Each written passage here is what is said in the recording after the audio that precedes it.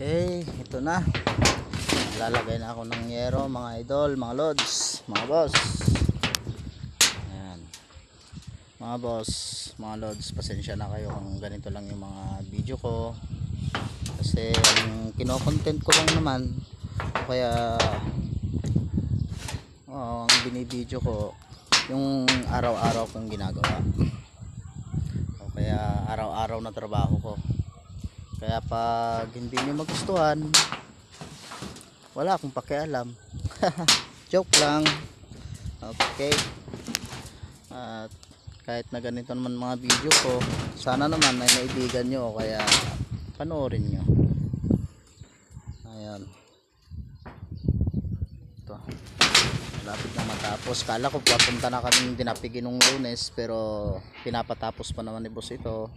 Tsaka dun sa Itiage, bago kami lumuwas papuntang Dinapigi.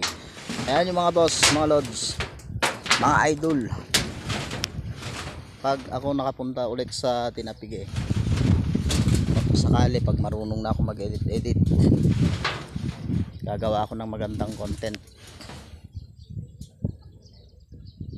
Kasi alam mo naman sa Dinapigi, magandang mga tanawin doon, dagat, tsaka mga river, ganun.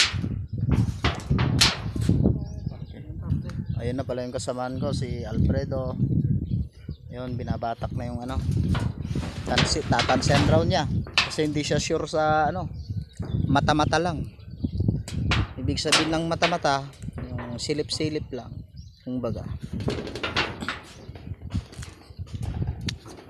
Hanggang dito na lang ang aking content o kaya video, mga lods. Salamat sa panonood. Like and share na lang. Okay. Goodbye and thank you for watching.